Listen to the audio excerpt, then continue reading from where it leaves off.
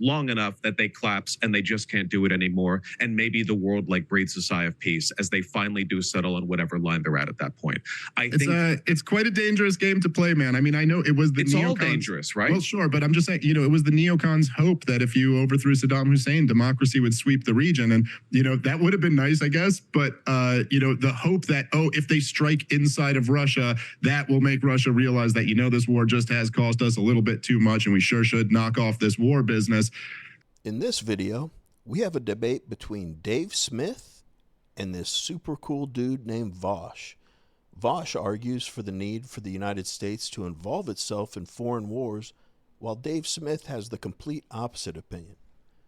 With that, let's watch Dave Smith shut down Vaush's stupid take. Troops would be able to succeed against a more fortified Russian military, while the previous one failed. In other words, what is this Hail Mary that you're talking about that could change the calculation on the ground to such an extent that it's worth it to continue throwing Ukrainian men and women into the maw of this war? Well, I don't like the term throwing, only because they are, of course, engaged in it, right? They're not just being they're being grabbed in many cases and literally thrown. 45-year-old men. Yeah. Well, literally thrown. Yes. Ukrainian morale, or at least interest in continuing the war, is still high. But that sort of nitpick aside, I would only say, look, the Hail Mary is something that I hope for. It's not something that I think is guaranteed. With the introduction of ATACMS and other relatively long-ranged, It's crazy that Vaush even pushed back on the fact that Ukrainian citizens are being, as they said, picked up and thrown into the war.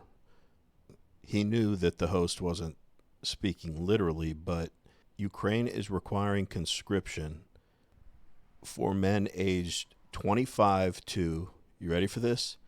60 years old. And if you're 18 to 60 years old, you're prohibited from leaving the country.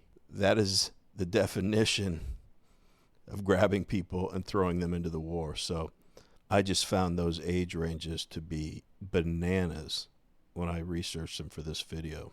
Anyway, let's get back to the video. Munitions. We have the ability to sort of provide Ukraine the option to strike at depots, refineries, and facilities that are closer to the sort of back lines of the conflict. And that has had a massive effect in the past 4 or 5 months since that was introduced. I don't know whether that's going to be a game changer in the war in the long run. I hope that it is, because ultimately I do think that a conciliatory position from Russia would be a better way of ending this conflict than one in which things just freeze as they are now. The DMZ buildup along the line that people settled on right now would be catastrophic, and I think it would just guarantee further war. My hope, and this is, I know, perhaps a little naive of me, but I still have a little bit in me that hopes for this. My hope is that eventually, following the if you like watching videos like this one, like and subscribe. We'd really appreciate it. Let's get back to the video. They're closer to the sort of back lines of the conflict. And that has had a massive effect in the past 4 or 5 months since that was introduced. I don't know whether that's going to be a game changer in the war in the long run. I hope that it is, because ultimately I do think that a conciliatory position from Russia would be a better way of ending this conflict than one in which things just freeze as they are now. The DMZ buildup along the line that people settled on right now would be catastrophic, and I think it would just guarantee further war. My hope, and this is, I know, perhaps a little naive of me, but I still have a little bit in me that hopes for this. My hope is that eventually, following the expansion of Ukraine's ability to strike at further back targets, this becomes increasingly economically untenable for Russia. There's pressure from both sides. Hey, this has gone on long enough. We literally can't keep this going anymore. We're both on fumes. And like two exhausted boxers on the 14th round, they both collapse into each other's arms. And,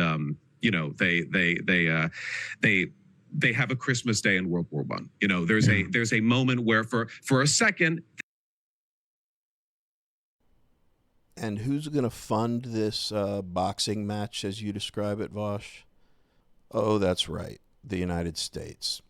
So if I'm hearing this correctly, he wants the United States to continue to fund Ukraine's war efforts, which I think that we all know is not going to its intended destination, which is fighting the war. But we are still funding the war, and Vaush's idea is to keep funding it, keep allowing more and more Ukrainians and Russians to die until they just punch themselves out, like he said, like two exhausted boxers.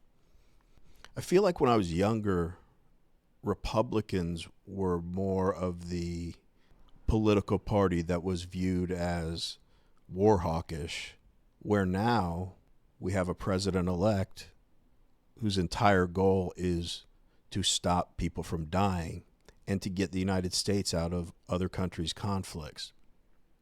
I'm not knowledgeable enough on foreign policy to say which conflicts we should be involved in and which we shouldn't. And I'm sure there are instances where we should provide aid in the form of weaponry or money. But it seems to me that with our national debt, we are in such a dire financial situation that we really need to keep ourselves out of these large-scale conflicts in other countries, because I don't think it's crazy, with all of the problems we have on the home front, to be sending money to other countries, not only for the fact that, as I already mentioned, we have an insane national debt, but also think of all the good that those funds could do in the United States. We have a massive mental health crisis in the United States. We have homelessness, poverty, an unsecure border, children and adults being trafficked regularly, a massive drug problem, again, largely from our open southern border. I just don't understand why we couldn't take a tenth of the money we're sending to Ukraine and other conflicts across the world to address some of these things at home. And I'm the first to always say throwing money at problems is not always the answer. However, it would be nice to have the money when it's needed to clean some of these things up.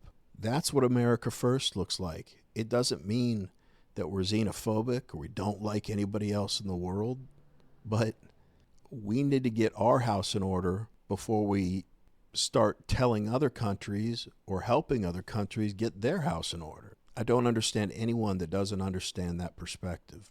Let's get back to the video. Things get rough enough, long enough that they collapse and they just can't do it anymore. And maybe the world like breathes a sigh of peace as they finally do settle on whatever line they're at that point. It's quite a dangerous game to play, man. I mean, I know it was the it's neocons. all dangerous, right? Well, sure, but I'm just saying, it was the neocons' hope that if you overthrew Saddam Hussein, democracy would sweep the region. And, that would have been nice, I guess. But, the hope that, if they strike inside of Russia, that will make Russia realize that, this war just has cost us a little bit too much and we sure should knock off this war business.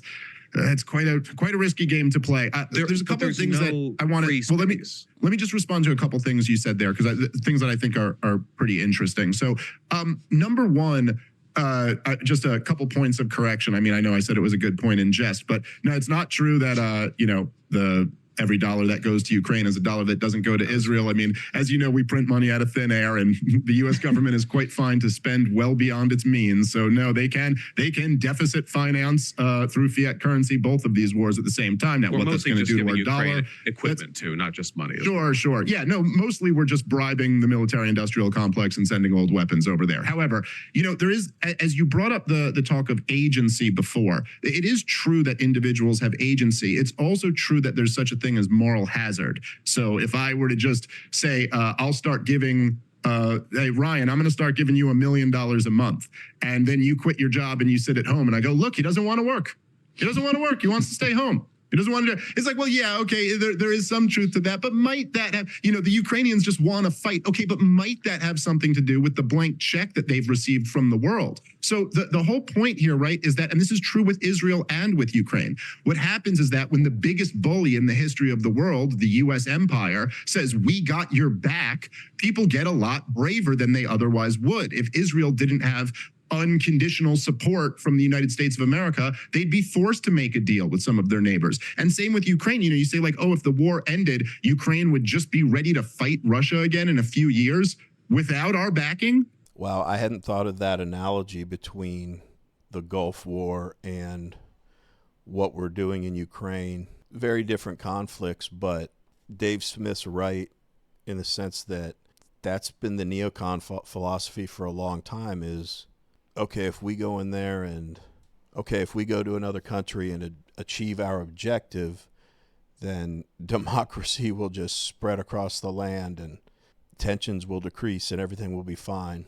How many times do we have to put our hand on that hot stove before we learn our lesson? And Dave Smith's right as well. Just what I was talking about with the debt that we're in and debt financing and the fact that the U.S. government does just print money out of thin air, and seemingly things that are important to the U.S. government, more specifically the politicians that are encouraging our intervention in foreign affairs, they seem to have no problem finding money for those politicians' pet projects. But then when hurricanes ravage the east coast of the United States, FEMA told us, since we had a couple of natural disasters relatively close to one another, they literally said they ran out of money. And by the way, FEMA had a ton of money earmarked for illegal immigrants. So it's funny how in that case they couldn't find the money. But if you want to send billions of dollars to other countries, there's never a problem finding the money to do that. And again, Dave Smith putting it in a perspective I hadn't thought about.